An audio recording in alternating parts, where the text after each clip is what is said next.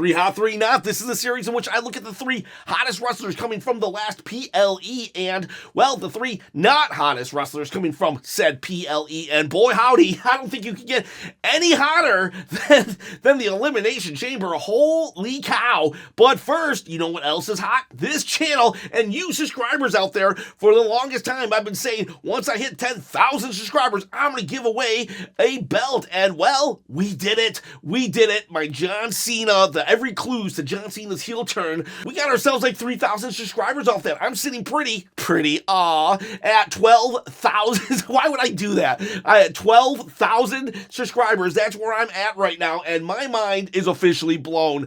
But that also means one of my titles gots to go. This Saturday, I'm going to hold a live stream where I pick a random comment from a random video and give away a belt to celebrate 10,000 subscribers on my quest to quit my day job. But what does that mean from now on? Am I going to quit with the segues, the amazing segues of me saying and tricking you guys into an advertisement for a contest on my channel? No, I am not. I won't do one today because this will act as it, but I will give away a belt at 20,000 subscribers. That's right, the contest, we run it again at 20,000 subscribers. I'm going to give away a belt by picking a random comment from a random video. And boy, man, you guys, you gals, I love you. Thank you for getting me this far. Am I going to be able to quit the day job? Not yet, but honestly, maybe at 20 or 30, I think that's when I'll be able to. So let's get to 20. Let's do it. All right, so you can win this belt this Saturday, but if nobody picks it, then you can win it when I hit 20,000 subscribers. Don't forget, comment, subscribe, hit the bell, and a thumbs up. So let's start off with the hottest wrestler from Elimination Chamber. That's gotta be Damian Priest. He pinned Drew McIntyre. Just kidding. John freaking Cena. Holy crap, the dude turned heel. Holy crap, John Cena turned heel. And my mind is still having a hard time wrapping itself around that because nobody saw John Cena turning heel. Nobody whatsoever. It was on no bingo card saying, oh, John Cena turns heel. No one had that. Man, can you believe it? John Cena, the forever face. John Cena, over 750 Make-A-Wishes. John Cena going into Hollywood with all this fan adulation goes, you know what? Screw it. Kicks Cody. Oh man, kicks Cody in the you know what and just like turns heel. He's the corporate champion. He's the corporate champion. I did multiple videos where I'm like, I guess they could turn John Cena heel, but no way will they do it. I just dismissed it, and every clue that was presented to me, I dismissed it as well. In fact, I just did a video, the video that popped off this channel to 12,000 subscribers. It's the every clue of John Cena turning heel, and throughout it, I keep saying, I noticed that, but I waved it off because there's no way John Cena's going to turn heel, and that's why he's the hottest. Whether or not you want John Cena to be a heel or a face doesn't matter. The fact is, not only is he getting every single wrestling fan talking, but he's getting the media everywhere talking. We haven't had a heel turn to this magnitude since Hulk Hogan, 1996 Bash at the Beach, when he turned his back on all the little Hulkamaniacs and sided with the New World Order, the NWO, Kevin Nash, Scott Hall, and set the wrestling world on a boom period. Now I'm not saying that John Cena's heel turn equals that. I'm saying we haven't had a heel turn like this since that. Maybe it'll equal it. Maybe it'll even do better. But we will see. I'm not going to say this is the best heel turn of all time, but I am going to say second best, third best at the very least. I'll probably do a video on a ranking heel turns. But yeah, John Cena, 100% the hottest, the red hottest hot WWE superstar right now. Figured we'd start with the hottest because it was just, that's what we're here for. We want to see. Let's start big. And what about cold? Who's the coldest right now? And unfortunately, I'm going to have to say Tiffany Stratton. It's Tiffy time, or it's not Tiffy time, because, man, she was on that PLE, and her match was, I wouldn't say a stinker, but it definitely, it was the bathroom break, and I hate to say that, because, historically, the women matches have been the bathroom break, because WWE never treated women wrestling with the respect that it deserved, and that has changed.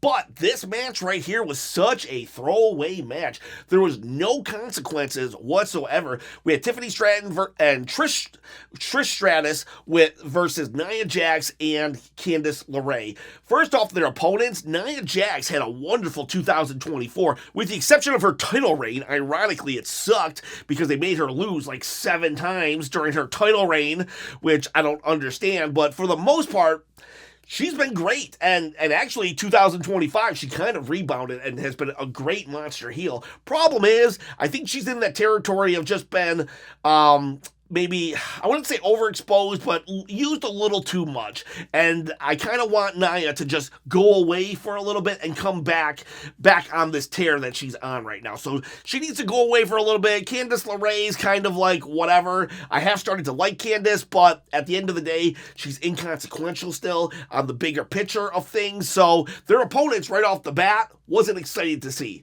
Trish coming in, I'm sure there's a lot of, nostalgia points with her, but again, I don't know. This just felt like it could be on SmackDown, and it was on this PLE of giants, and it just wasn't great. There was no stakes involved. Tiffany wins. Okay, now what? Nothing happens that she wants. If she lost, what happens? Nothing. So, Tiffany Stratton's match right here, while, yes, a filler feud between Royal Rumble and WrestleMania, where Charlotte Flair is looming to take that title from her. I don't know. I felt like it still could have done something. What if Charlotte would have been in this match? And I get why they didn't do that, because they want the first lockup to be at Mania. They could have done something. They could have just had Charlotte Flair come out and completely kick Trish Stratus's butt in front of her hometown while Tiffany Stratton screamed, handcuffed, or maybe held by Nia Jax, while Charlotte Flair just completely destroyed Trish. There could have been something. The angle could have progressed, and the fact that it didn't in a throwaway match against opponents who the fans are a little tired of seeing at the moment, I'm just gonna have to say cold. Who's hot? All right, so I'll just spoil the third one. It's going to be The Rock, because it has to be. It has to be John Cena and The Rock. But I'm going to say in the middle, though, right now, the next hottest wrestler, Bianca Belair, she won the Women's Elimination Chamber. I wanted to sort of put Jade Cargill on here, because Jade Cargill came out of nowhere, even though we all kind of knew she was going to come out, and started beating up Naomi, finally progressing the who attacked Jade Cargill storyline, and it was crazy. It was amazing. But she didn't win the chamber, because Bianca Belair is also part of that storyline, and she wins the chamber. So even though Jade came back and had a great showing, gotta put Bianca above her. I would also love to put Liv Morgan in this spot, because she had an equally excellent showing, just like Bianca did, probably even better. I would put Liv Morgan as the MVP of said Elimination Chamber. She took this one wicked hair shot. How's that even a sentence? Bianca took her ponytail and just whipped Liv Morgan so hard it resonated. We have a PLE where John Cena turns heel, and I'm talking about someone whipping someone with their hair. That's how impactful that was, and it was insane and awesome in all the right ways. And wow, Liv Morgan, the MVP of the chamber as a whole. We're talking the hottest WWE wrestler as a whole. And the fact is, Bianca pretty much went toe-to-toe with Liv Morgan throughout the whole thing. Had a good showing, not as good as Liv, but she did win and solidified her spot in the main event of WrestleMania. Plus, she's in a huge storyline with Jade Cargill and Naomi on who attacked Jade Cargill. She goes to Raw and costs Rhea the title because she was just there kind of rooting for Io. And so now she's part of that. She's just she's in like a lot of different storylines and has a guaranteed title shot at WrestleMania against whoever. We don't know, because that story's hot too. The Rhea Io story is red hot. The Jade Cargill story is red hot, and Bianca's in both. So I gotta put her in the red hot category. Going to the cold side of things, unfortunately, it's gotta be Drew McIntyre. I love Drew McIntyre. In fact, he's actually probably my favorite wrestler, and has been all of 2024, 2025. And there was a moment when he was about to be the Bloodline Hunter, and then they rolled him up with Jey Uso. And then they rolled him up with Seth Rollins. Then they rolled him up with Jimmy Uso. And I even did a video saying, it's okay. Drew McIntyre, he knows how to use these losses to build momentum. And then he got rolled up by Damian Priest. And I'm like, okay, screw that video. I got a video on my channel, just disregard it, because this is ridiculous. All right. I know a roll-up pin is supposed to protect you, because it's like, you didn't really beat him. You just surprised him for 3 seconds. But when you've lost 4 times by that same roll-up, since January 6th, it's no longer a surprise. It's your weakness. And that's pathetic. At any point in a match, just roll Drew up. Quit trying to fight Drew McIntyre. Just roll him up. I'm sorry. I just don't like it. And this is probably leading to a Damian Priest matchup. And I actually started liking Damian Priest over the summer. I think he had an excellent World Championship run last year, probably even better than Gunther's. And he's not the guy right now. The fans have kind of, I don't know, maybe, I'm not sure if they've soured on him, but they're not cheering him as much as they used to. In fact, it'd be better if they were booing him than what they're doing to him now, because he's basically getting no pop, and that's worse.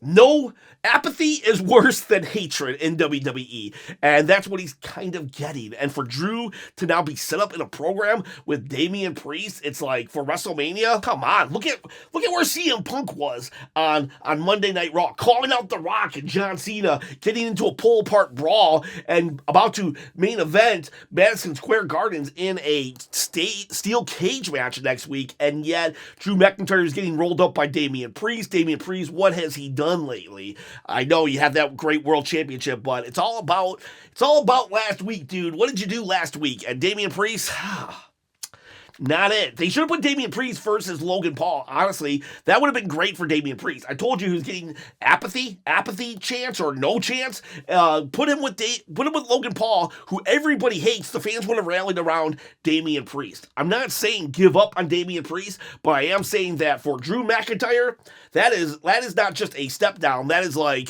he was upstairs and he's coming all the way down to the basement to fight Damian Priest. And maybe that's a little harsh, but I'm going to stand by it. This is just not it for Drew McIntyre over the year he had last year. I hope I'm wrong. I hope I am wrong, and Damian Priest can step up and make this an insanely must-watch feud, but I have a feeling Drew McIntyre is going to eat Damian alive.